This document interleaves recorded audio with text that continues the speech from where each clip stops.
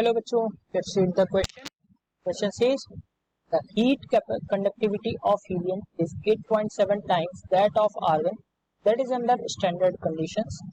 Then find the ratio of effective diameters of argon and helium. So बच्चों, इसके हम solution की बात करें. सॉल्यूशन में हम देखेंगे की कॉन्सेप्ट को. ध्यान रखिए, अगर हम इस क्वेश्चन के अकॉर्डिंग देखें क्या है कि हीट कंडक्टिविटी जो है हीलियम की आर्गन से 8.7 टाइम्स अधिक है, तो रेशियो पूछा गया है उन दोनों के डायमीटर्स का. सो अगर हम हीट कंडक्टिविटी की बात करें, यहाँ पे लिख देता हूँ, हीट कंडक्टिविटी की अगर हम बात करते हैं क्या होता है बच्चों, हीट कंडक्टिविटी के और के इक्वल्स टू होता है, ध्यान रखिएगा बच्चों, 1/3 into velocity average, that is average, into lambda, that is mean free path, into rho density, into CV होता है बच्चों, इसलिए मैंने CV लगा दिया है, C डैश V लिख दिया है, क्योंकि ये जो है बच्चों आपकी स्पेसिफिक हीट कैपेसिटी है. अब यहाँ से अगर हम देखें K इक्वल्स टू मिल जाएगा आपको 1/3 तो एवरेज वेलोसिटी की अगर हम बात करें तो ये होता है under root 8KT, 8K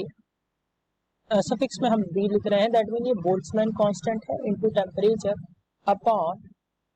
m molar mass into पाई. और अगर हम एवरेज लेमडा की बात करें, मीन फ्री पाथ की बात करें, तो ये हो जाएगा आपका 1 under root 2 pi under root में नहीं होगा बच्चों, ध्यान रखिएगा, पाई बाहर होता है, pi d square that is diameter two n.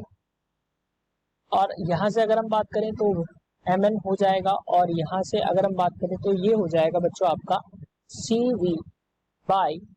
m, that is molar. यहाँ से बच्चों अगर हम देखें तो जो ये CV है, CV आपका स्पेसिफिक हीट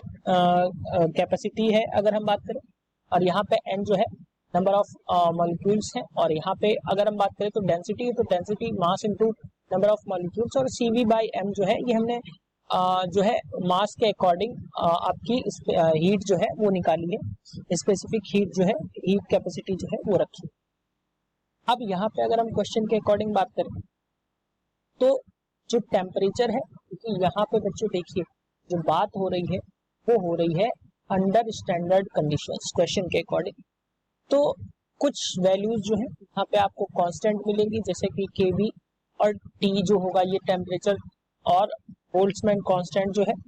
ये आपका कांस्टेंट रहेगा. उसके अलावा रूट 2 और पाई जो है ये कांस्टेंट है, ये शुड बी पाई, ये भी कांस्टेंट रहेगा बच्चों. CV, अब क्योंकि ये दोनों मोनो एटॉमिक गैसेस हैं, अगर मैं बात करूं आर्गन की और हीलियम की, तो मोनो एटॉमिक गैसेस है, तो उनके लिए ये दोनों चीजें जो है वो कांस्टेंट रहेंगी. तो अगर मैं यहाँ से आगे देखूं तो K जो होगा,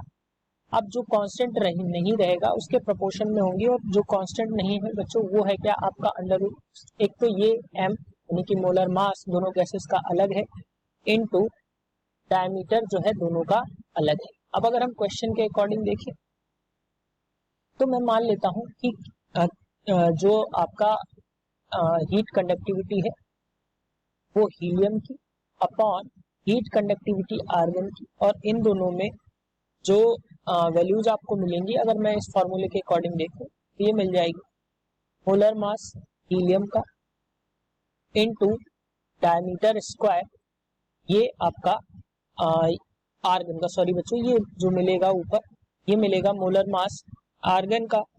अपॉन में जो मिल जाएगा बच्चों ये मिल जाएगा आपका मोलर मास जो है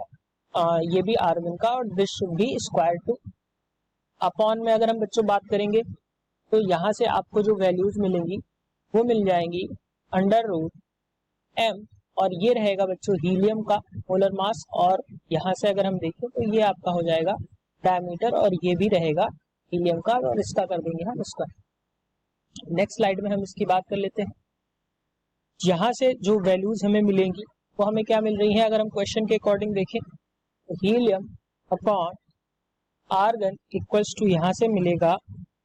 8.7 टाइम्स है, तो मैं यहाँ पे लिख देता हूँ 8.7,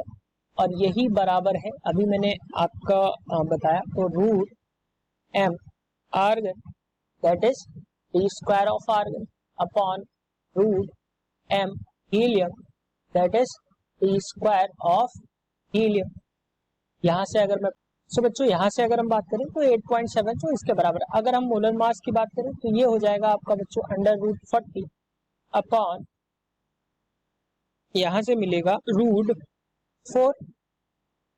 into T square that is of argon upon T square that is of helium equals to 8.7। So यहाँ से अगर हम देखें तो ये मिल जाएगा आपको under root 10 T square of argon upon T square of helium that is equals to 8.7। Root 10 को हम उधर ले जाएंगे तो ये हो जाएगा T square argon upon T square of helium equals to 8.7 divided by root 10। इसको बच्चों हम फर्दर सॉल्व करेंगे तो हमें मिल जाएगा D of argon upon D of helium equals to 8.7 that is also in root upon root 10। जो values हमें मिलेंगी वो क्या मिल जाएंगी, आर्गन का जो डायमीटर रहेगा अपॉन में हीलियम का डायमीटर, उसका रेशियो हमें ये मिलेगा। अब इसको जब हम बच्चों सॉल्व करेंगे तो ये आपको जो वैल्यूज मिलेंगी जाएंगे, मैं ऊपर लिख देता हूँ। तो E ऑफ आर्गन अपॉन